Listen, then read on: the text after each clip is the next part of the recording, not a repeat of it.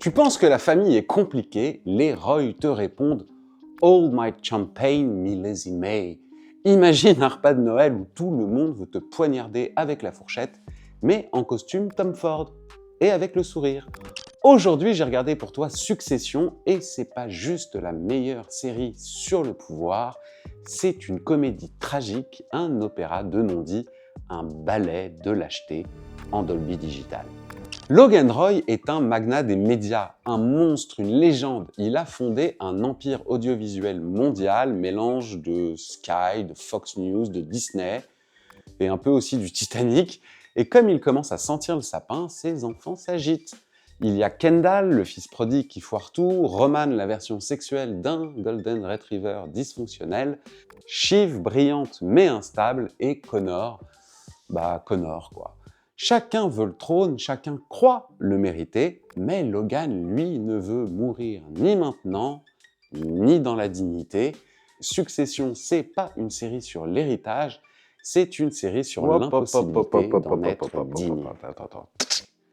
Je me permets de... Alors je sais que c'est votre moment préféré, hein, mais je me permets de l'arrêter parce que je suis le respect du turfu, du multivers.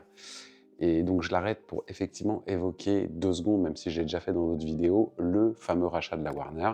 Parce que Succession, c'est typiquement la série HBO, première chose. Deuxième chose, c'est une série dont le décorum est le monde des médias.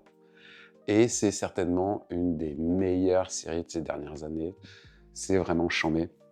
Voilà, je reste persuadé que ce sera malheureusement Netflix qui va remporter la manche, parce que je ne sais toujours pas pourquoi, mais Warner a déjà déboté plusieurs fois Paramount. Je vous remets le gars relou là, parce que je sais que vous attendez le... Est-ce que c'est parfait? Vous allez voir. Allez. La première chose qu'on remarque, c'est cette caméra mobile à l'épaule presque indiscrète. Elle se glisse entre les conversations, zoome brutalement, filme parfois dans le vide. On dirait que le cadreur est aussi mal à l'aise que nous. Et c'est voulu. Jesse Armstrong et ses réalisateurs, Mark Mylod et Lorin Scafaria, veulent qu'on se sente dans la pièce, mais sans y être vraiment invité. Un style semi-documentaire inspiré de The Office, mais à l'opposé du rire facile. Ici, c'est l'inconfort qui fait office de vanne. Chaque scène est un duel, chaque dialogue un bras de fer. Et le montage est là pour t'asphyxier. Jamais d'émotion gratuite, jamais de respiration, juste une tension permanente. Ce qui est fascinant dans Succession, c'est la façon dont tout passe par le langage. On n'élève pas la voix, on humilie en douceur. Les mots sont des armes, ils sont pointus, précis, souvent drôles, toujours destructeurs, et la musique de Nicolas Britell t'accompagne avec une élégance lugubre, un piano classique cassé, des beat traps sous-jacents. La richesse est une cage, l'héritage un poison, mais en mineur. Même les décors participent. Pièces immenses et vides, bureaux ultra vitrés mais sans chaleur, villas glaciales en Toscane ou à Lake Placid, tout est beau, froid et déshumanisé. Succession, c'est le luxe comme forme d'oppression. Alors, à famille dysfonctionnelle, casting fonctionnel pour le coup. Brian Cox en Logan Roy est une bête. Il joue la fatigue, la menace, la terreur paternelle en un seul froncement de sourcils. Jeremy Strong, Kendall est fascinant, il joue l'échec comme d'autres joueraient le triomphe. Chaque sourire est un appel à l'aide, il incarne la fragilité moderne. Sarah Snook, Shiv, glaçante et brillante, elle est à la fois la victime et la prédatrice de son propre environnement.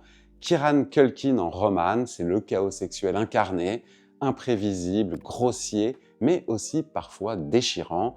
Matthew Macfadyen en Tom, sans doute le personnage le plus évolutif, le plus subtil, un arriviste au cœur mou qui va épisode après épisode apprendre à marcher sur des cadavres. Et tous les seconds rôles sont traités avec la même acuité. Succession, c'est un jeu d'échecs où même les pions mordent. La série est drôle, mais vraiment. Mais c'est un rire nerveux, cynique, cruel. Chaque réplique est ciselée, chaque pic est un uppercut, chaque blague est une déclaration de guerre.